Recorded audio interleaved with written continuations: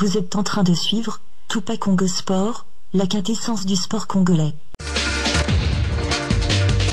Bonsoir madame, messieurs, bonsoir amis sportifs, bonsoir. Tout le plaisir est pour l'équipe technique qui m'accompagne ce soir et moi-même de savoir que vous êtes là branchés sur Antenne 1 pour pouvoir suivre notre émission Sportissimo, magazine hebdomadaire d'information et d'analyse sportive. Il est vrai que ce soir, nous avons 3 petits sujets à débattre avec mes amis. Nous allons parler de la Ligue nationale de football qui a repris donc le championnat a démarré hier dimanche dans les différents stades, particulièrement à Kinshasa au stade des Martyrs de la Pentecôte où les Rennais ont envahi ces stades de Martyrs pour assister donc à cette première rencontre qui opposait les football club Renaissance au football club MK.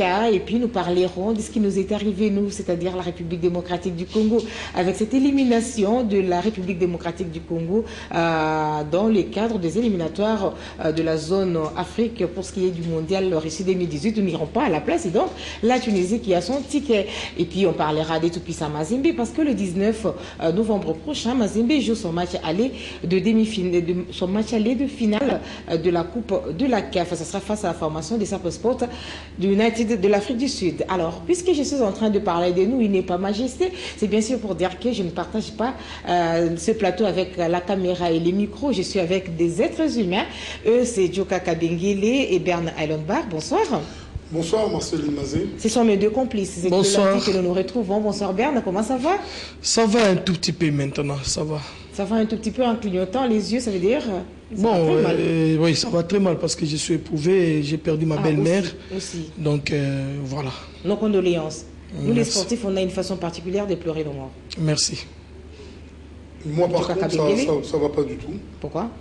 Parce que là, en fait, je m'y attendais depuis au moins une année. Et c'est arrivé hier au stade des Martyrs. Le rêve de dire à mes enfants que j'ai eu la chance de suivre des extraits de mon équipe, mon pays, ma patrie, mon âme, jouer la Coupe du Monde, ça ne sera pas pour demain, parce qu'il y a des gens qui ont volontairement refusé de nous permettre de vivre ce bonheur immense qui est la Coupe du Monde. Donc c'est un peu ce qui a gâché mon week-end. Voilà, week-end malheureux, c'est vrai, beaucoup de Congolais, bon, ceux qui n'étaient pas préparés sont tristes, mais ceux qui étaient préparés ont accueilli la nouvelle avec beaucoup de fair play, parce que en fait, ils se disaient déjà que bon, l'équipe de la RD Congo était éliminée depuis la 4e journée, donc c'était déjà fini, le reste étant de formalité. Et bien voilà, donc hier, effectivement, ou les samedis, parce que le match est joué les samedis, au stade de Martyrs de la Pentecôte, la République démocratique du Congo qui recevait la formation guinéenne de Sili nationale, franchement, une équipe de Sili nationale qui évolue au stade des Martyrs comme si c'était à domicile. Les Congolais étaient devenus des étrangers et les Guinéens étaient devenus des autochtones en fait. Parce que l'ambiance que les Guinéens ont... Moi j'ai dit que la Libye va battre la Tunisie et la RDC va battre la Guinée, on sera qualifié aujourd'hui. Je suis patriote, je suis très sûr, on doit passer. Match est bien, qualification la but est zananou. La qualification. Mais Inch'Allah, attends de quitter, prochainement tu bon ça et les gars bien. Aujourd'hui, nous sommes venus déterminés pour battre la RDC. Nous soutenons notre équipe nationale, mais nous souhaitons que la chance prime. La Guinée a gagné le lot 2-0.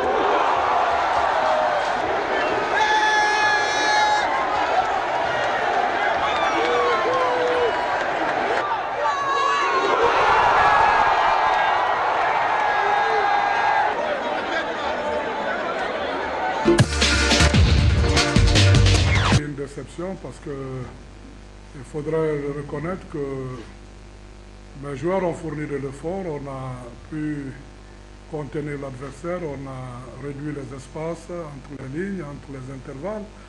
On a joué une première mi-temps où on a eu beaucoup plus d'occasions, je pense, où certainement la différence pouvait venir. Nous, on avait un objectif aujourd'hui, c'est de l'emporter avec 2 buts d'écart.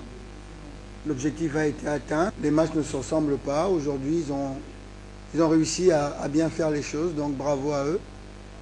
Autant on pouvait leur taper sur les doigts, on pouvait nous taper sur les doigts le match d'avant.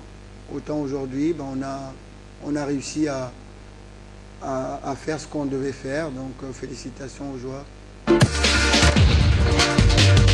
La Guinée nous a mis tellement mal à l'aise qu'à un certain moment, on pouvait se poser la question de savoir est-ce que la République démocratique du Congo a participé à ces éliminatoires, comme l'a dit tantôt Djoka, c'était pour obtenir la qualification à la phase finale ou c'était juste pour faire plaisir à un certain nombre de gens de voir les spectacles et de découvrir qu'il y avait autant de talents congolais éparpillés à travers les mondes qui pouvaient se regrouper et faire du plaisir, faire du spectacle pour les gens.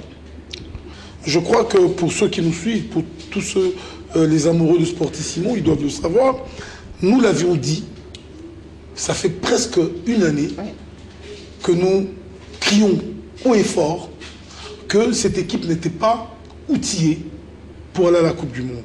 Quand le coach lui-même ne croit pas que l'équipe nationale peut aller en Coupe du Monde, moi je crois que nous, qui ne sommes que des spectateurs, nous qui n'accompagnons l'équipe que par la foi, l'âme et le cœur, nous ne pouvons pas être au four et au moulin. C'est au coach de prendre les bonnes décisions et de savoir comment est-ce que l'équipe doit jouer et quel est l'objectif de l'équipe. Quand en soi est dit à la fin, pour vous prouver que déjà, on a vu au stade des Martyrs une équipe sans âme. Et puis à la fin, le coach dit, bon, écoutez, aller à la Coupe du Monde, c'est pas la fin du monde. Donc, pour nous, c'est un cataclysme. Parce qu'aujourd'hui, des millions et des millions de personnes ont cru en un projet qui était Russie 2018. Voilà. Alors, Bernard Bach, bon, suivi religieusement Djoka. Oui, bon, voilà. Et je pense que pour nous, ce sont des redites. Il y a des gens qui peuvent prétexter pour dire que, bon, écoutez, peut-être qu'il y avait trop de frustration, les joueurs eux-mêmes n'y croyaient pas, c'est pourquoi ils nous ont produit ça. Mais écoutez, moi, j'ai vraiment, quand on aime le football... Apparemment, tout le monde perd la tête quand il faut parler de cette équipe de Léopards. Mais franchement, parce que ça nous dépasse. Quand on aime le football, on aime aussi les beaux jeux. Et remarquez, je vais faire allusion ici à Sénégal, Afrique du Sud, Sénégal. Vous voyez quand même les Sud-Africains applaudir leur équipe alors qu'ils savent qu'ils viennent d'être éliminés mathématiquement. Mais pourquoi? Franchement, cette équipe-là, elle a produit du beau jeu. Vous voyez qu'ils ont une... Les matchs, là, ils étaient aussi presque à 2 doigts de perdre les matchs. On serait qualifié un peu miraculeusement. Mais franchement, qui aurait cru à cette équipe, même si on avait obtenu cette qualification? Ce n'est pas une équipe comme ça qui peut aller jouer la Coupe du Monde. On n'a pas mérité la victoire. Non, mais sur la double confrontation face aux Guinéens, on n'a rien mérité. Regardez les matchs aller, c'était un non-match. Kebanou nous a prouvé que c'était un cadre de l'équipe nationale. Ah oui. Aujourd'hui, bizarrement, il se trouve souvent sur le banc, ainsi de suite. Et puis, parlons compartiment par compartiment. Parce que là, on doit vraiment analyser l'équipe. Bon, moi, je vous en prie, aujourd'hui, je suis... Aujourd'hui, à l'écoute, quoi. Le 11 de départ, Glody Ngonda, qui est un joueur excellent, mais qui, depuis 3 mois, ne joue pas. Il est titularisé à la place de Nsakala, qui joue régulièrement dans un championnat de haut niveau. Mais il n'y avait pas assez de joueurs. Non. Ils ne sont pas venus. Moi, je suis fatigué. Nsakala était là. Non, la plupart ne viennent pas. Pourquoi? Parce qu'un type comme Mobele, c'est un touriste. Depuis que Mobele évolue en France, ici, il vient juste pour la galerie pour gagner ses primes. Il ne mouille pas le maillot. Mobele qui arrive, qui passe son temps à courir de gauche à droite pour vous montrer qu'il participe, or qu'il ne mouille pas son maillot. Je voulais suivre ces sujets que nous avons réalisés, on va continuer. Conséquence logique, les férus congolais du ballon rond ont été prévenus. La non-qualification à la phase finale du mondial Russie 2018 n'était pas la fin du monde. Effectivement, les scénarios présentés le samedi 11 novembre dans la soirée au Stade de Martyrs témoignent de l'efficacité de ces messages. Une équipe sans âme qui laissait les initiatives à l'adversaire, bien que n'ayant pas son destin en main. La RDC n'avait pas capitalisé les opportunités à sa faveur avant d'espérer un faux pas de la brillante Tunisie face aux Libyens en quête de la survie. En seconde période, alors que le Marquoir affiche un but partout entre la RDC et la Guinée, le stade explose de joie suite à une rumeur faisant état de l'ouverture du score par les Libyens du côté de la Tunisie.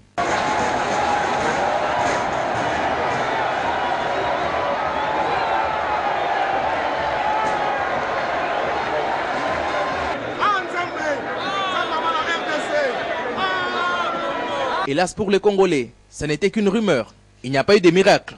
Malgré leur inexpérience, les jeunes Guinéens à fond dans le match ont obligé les Congolais à jouer par intermittence et ont aidé les sportifs congolais à connaître les régimes de chacun des joueurs et leur rapport respectif dans l'effectif. Venant des autres, on ne peut crier à la jalousie ni médisance. C'est dommage qu'un tel spectacle soit offert à ces publics sportifs qui s'est donné la peine d'effectuer les déplacements du stade. Match morose, joueurs démoralisés, démotivés et même démobilisés. Pour eux, la 6e journée était apparentée à un match de loisirs. Dans l'ensemble des faits, on peut dire que la RDC n'était pas prête pour la Coupe du Monde. Tout n'était que slogan.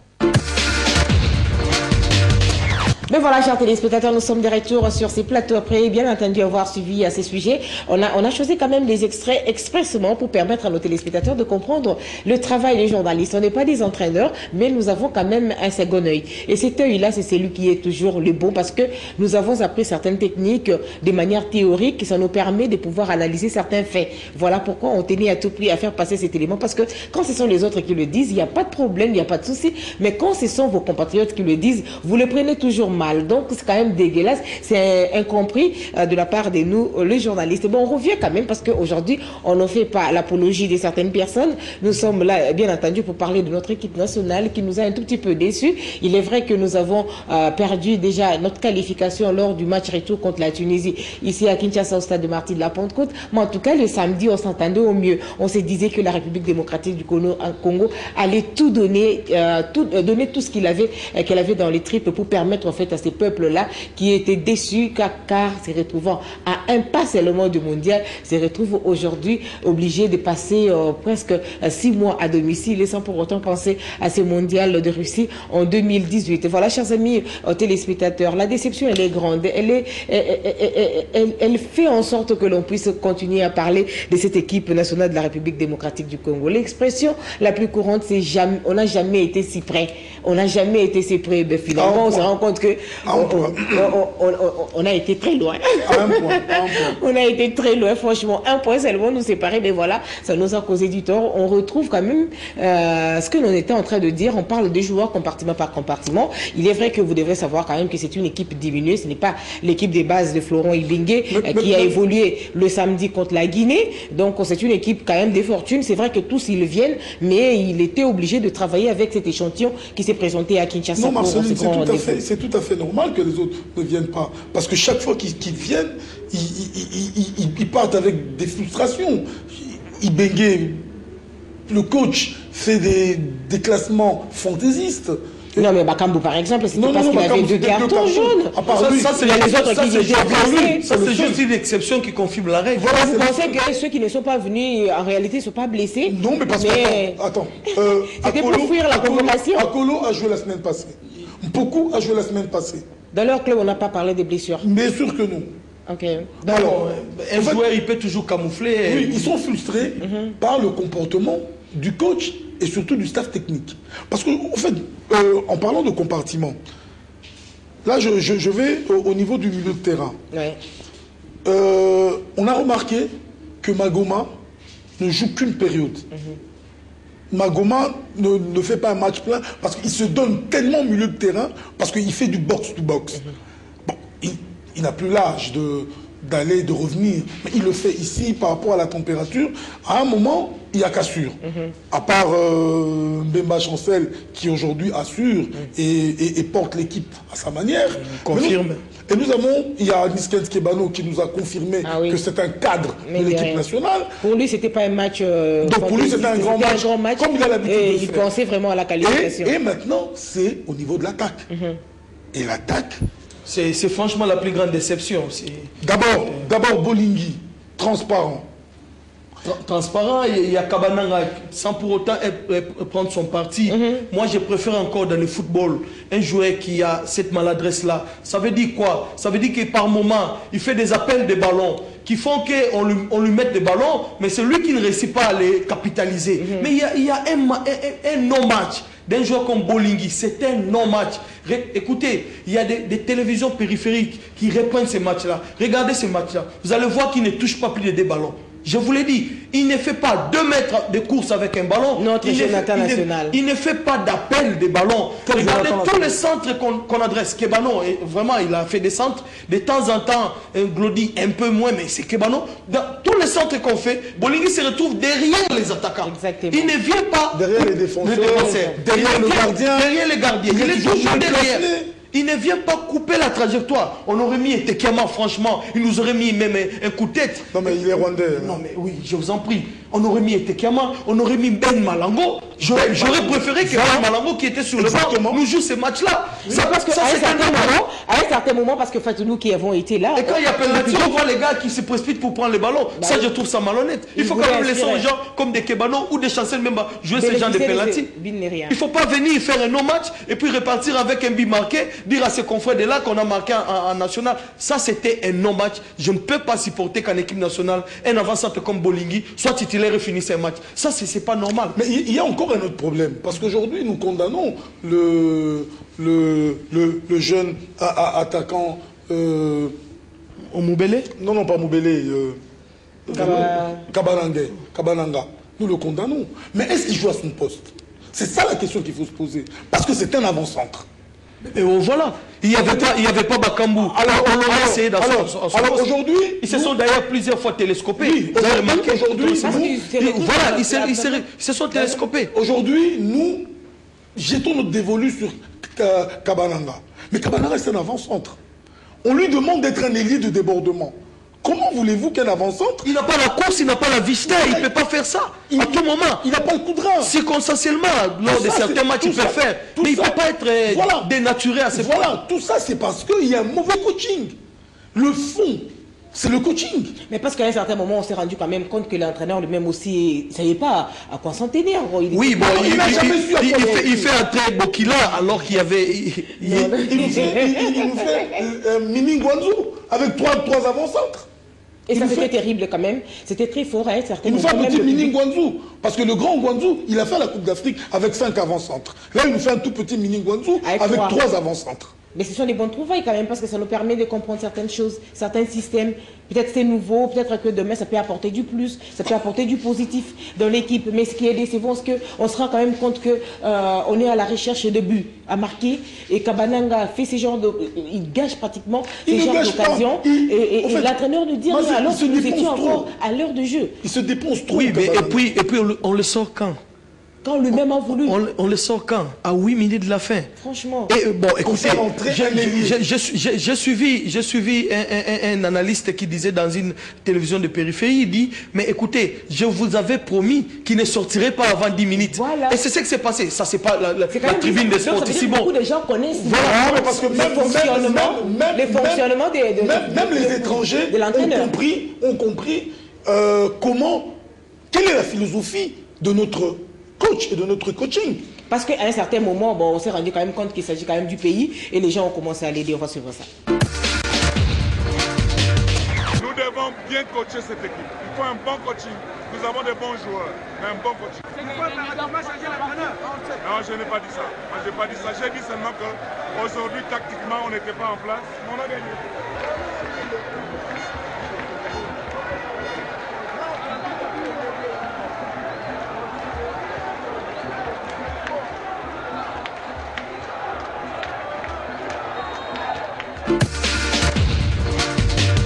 Voilà, alors on a suivi cet élément. Donc, Bima, donc c'est le public qui a commencé à demander en fait la sortie de Kabananga. Peut-être que l'entraîneur s'était dit, non, je le garde encore. Il a de temps en temps la possibilité d'aller voir le gardien adverse. Peut-être qu'il pourra mettre un but. C'est pourquoi il l'a gardé jusqu'à ce moment-là. Non, mais c'est ça, Marceline. C'est ça le problème de cette équipe-là. Il y a un garçon comme Yening Bakoto qui fait sa première, mais bon, sa première officielle.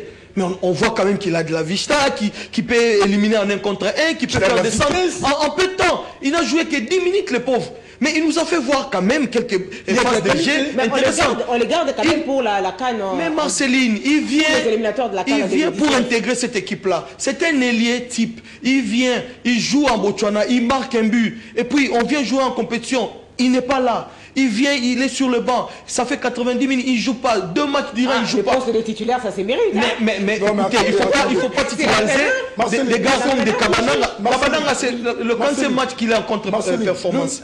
Puisqu'il a été désigné meilleur. En fait, non, mais ça fait 3 matchs de suite qu'il est l'ombre de lui-même. Il n'y a même pas Kabananga. Il y a l'entraîneur a sa philosophie. Exactement. Il travaille avec eux. Vous savez que par exemple, nous, là, vous êtes à l'aise aussi quand vous êtes avec moi. Je vous fais confiance, n'est-ce pas? Vous aussi, vous me faites confiance. C'est comme l'entraîneur aussi. Quand il est avec ces joueurs-là, il s'est dit, j'ai un effectif. Mais il ne doit pas naviguer en contre-courant, Marcel. Il ne doit pas te laisser la voir les choses et tout le monde est contre lui. Non, ça, c'est pas normal. Parce qu'aujourd'hui, même, parce que d'après lui, c'est lui l'expert. Nous tablons sur la philosophie de l'entraîneur en tout cas. Sur la philosophie de l'entraîneur. Peut-être que lui, dans son système de jeu, il pense qu'il peut bien fonctionner en ayant ces 2 éléments-là. C'est-à-dire Moubele d'un côté, Kabananga de l'autre. Ce sont les éléments clés. Ils n'ont jamais raté un match quand ils sont là. Mais exactement. Ce système n'a pas produit des fruits. C'est aujourd'hui la preuve. En Afrique, nous ne sommes pas arrivés au bout. Nous sortons dans les éliminatoires de la Coupe du Monde à 1 point. Non, mais on a quand même fait un match de la honte. Hein. C'était un match de la honte. Non, on a toujours fait des matchs de la honte. Non, mais là, c'était trop fort. Les gens, ils ne se rendent pas compte. On marque 2 buts à la fin. Vous savez, Marceline, quand nous avons gagné la Libye, ici. Le 4... Mais attendez. Oh ben non, là, c'était quand même pris dans la c'est Bakambo qui nous a prouvé qu'il avait du talent. Mais dans le fond, il n'y a pas de fond de jeu, il n'y a rien du tout. Non, mais il faudrait également dire qu'on a terminé la Coupe du Monde, enfin des éliminatoires de la Coupe du Monde, on n'a pas sorti une équipe. Non, on n'a pas toujours les individualités qui nous ont aidés. Exactement. Je suis d'accord avec vous, on n'a pas sorti d'équipe. On n'a jamais eu de coach. Nous avons l'occasion de revoir en rediffusion les matchs Tunisie-Libye. Regardez les matchs que les Libyens nous sortent. Non, mais c'est incroyable. C'est incroyable. Les Tunisiens, ils sont trop forts. Ils ont plusieurs motifs.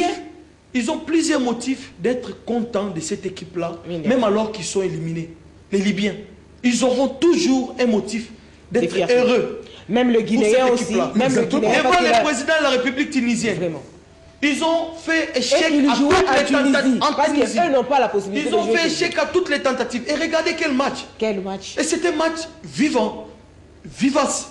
Ça courait de partout. Ils n'ont pas joué debout comme nous. Les joueurs qui jouent sans courir, sans mouiller, sans vivacité. Et en plus, il y a un système cohérent. Voilà, ils ont su défendre, ils sont partis en contre. Ils n'ont pas des joueurs aujourd'hui, des classes continentales. Oui. Mais vous sentez qu'il y a un collectif. Ça. Et chez nous, ce n'est pas le collectif. Regarde le 3e but que met Kebano. Il faut être Kebano pour les mettre. Ah bah oui. Écoutez, si vous n'êtes pas Kebano, vous ne mettez pas ce but-là. C'est clair. Il fait une réception entre 2 défenseurs du pied gauche. Et puis il comprend que s'il passe 2 secondes de plus, il sera raflé, il va perdre le ballon. D'un pointu du droit.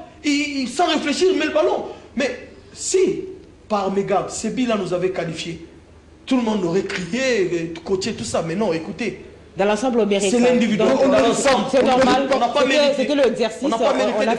On nous a donné un devoir à domicile. On va se préparer pour... Soyons honnêtes. Et quand j'ai vu la Tunisie hier souffrir face à la Libye, j'ai compris qu'on a laissé une équipe qui n'est pas aussi forte que ça aller en Coupe du Monde. Simplement parce que nous-mêmes, nous n'avons pas pu partir.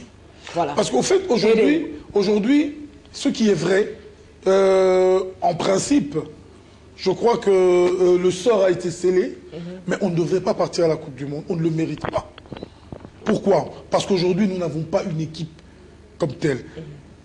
Dieu merci. La volonté y était? Non, quelle volonté? C'est-à-dire le peuple congolais était... Le peuple, oui. Voulait aller à la Coupe du Monde. Mais pas le staff technique.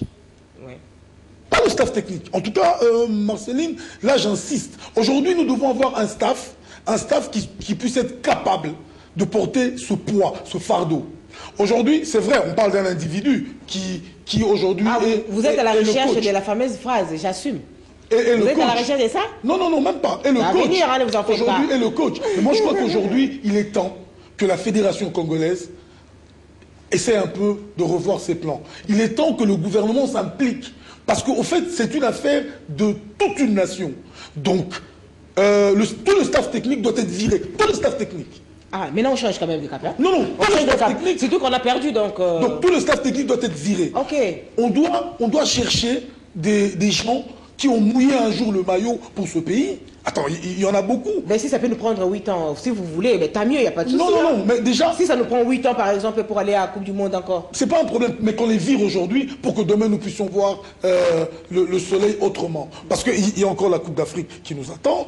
Et puis bon, bref, aujourd'hui, les objectifs que s'était assigné ce staff technique, ils ont tout perdu. La Coupe d'Afrique... mais au moins, la qualif pour le mondial. Et puis grave encore. C'est les classements FIFA qui comptent aussi, il faut penser à ça. Non, arrêtez. Nous avons atteint un certain niveau, atteint la scène aujourd'hui. On peut facilement... Marceline, allons à la Coupe du Monde avec le classement FIFA. Bon, mais Marceline, écoutez, pour enchérir à ce que tu viens de dire tout à l'heure, la France, à l'émission écoulée, j'ai parlé de cet extrait de France-Bulgarie, et je peux vous dire que la France a commencé la préparation de son mondial 98 à partir de cet échec-là. On a viré le sélectionneur, on a nommé Aimé Jacquet. Et la France, c'est le premier pays qui a fait 83 matchs de préparation pour sa Coupe du Monde. 83 matchs joués, sans défaite. Et donc, quand les gens disent aujourd'hui que, bon, écoutez, les Français ont acheté cette Coupe du Monde, c'est faux. Ils n'ont pas perdu en 83 matchs. Ils ont commencé à préparer. Et France Foot d'août 98 titré, fini les larmes de Kostadinov. Quand ils ont gagné la coupe le 12 juillet 98, France Foot du mois prochain titré, fini les larmes de Kostadinov, nous sommes champions. Écoutez, commençons à préparer une autre équipe. Comme ça, on tournera la page de cette défaite qui fait encore trop mal. D'ici peu, c'est le mois de décembre, c'est le fils du Christ. Mais attends, déposez quand même. Ayez le courage. Soyez des gentlemen. Arrêtez de nous pousser vers des paroles qui ne seront peut-être pas digérables. Soyez des gentlemen. Voilà pourquoi, puisque nous sommes en Europe, déposez. Ah oui, enfin, les Européens, ils ont la facilité, ils démissionnent à tout moment. Pour un petit rien, pour une petite blague mal placée, bon, quand tu passes tes diplômes en Europe, tu passes tes diplômes en Europe, tu dois quand même avoir une certaine mentalité européenne. Non, au moins pour ton information, l'entraîneur a dit que son contrat prenait fin en février 2018. Attendons voir. Si jamais, parce qu'il y a quand même un certain nombre de Congolais qui pensent qu'il a fait du bon travail, il nous a propulsé au niveau du classement FIFA. Hein, n'oubliez pas ça, qu'aujourd'hui nous sommes devenus quand même un bon sparring partenaire pour certains clubs. Une équipe viable. Voilà, une équipe viable. Ça, donc on peut commencer à une équipe viable par le nom. Par le nom, et non, on va commencer à solliciter... de football. Ça, on va commencer à solliciter des matchs amicaux. Donc ça veut dire que nous tirons quand même profit de cela. Il faudrait également penser au fait que ces éliminatoires de la Coupe du Monde Russie 2018 n'a pas seulement apporté des malheurs, mais a apporté aussi du bonheur, parce que beaucoup de gens sont devenus des commerçants. Il y a beaucoup de gens qui se sont fait de bonne santé. Les gens sont aujourd'hui, moi je connais des gens qui ont des maisons, qui ont des véhicules climatisés, grâce bien sûr à cet événement qui sont les éliminatoires de la Coupe du Monde, parce qu'il s'adonnait à la vente des maillots piratés ou originaux. Et des primes aussi. Donc aujourd'hui, 5 000 $ par match avec notre conjoncture, c'est pas rien. C'est pas rien. Beaucoup de gens en ont profité, peu de gens n'ont pas profité. Bon, ben, c'est pas si grave que ça. Donc, comme disait encore l'autre, c'est pas la fin du monde. Donc, non, mais un entraîneur ne peut pas sortir cette phrase.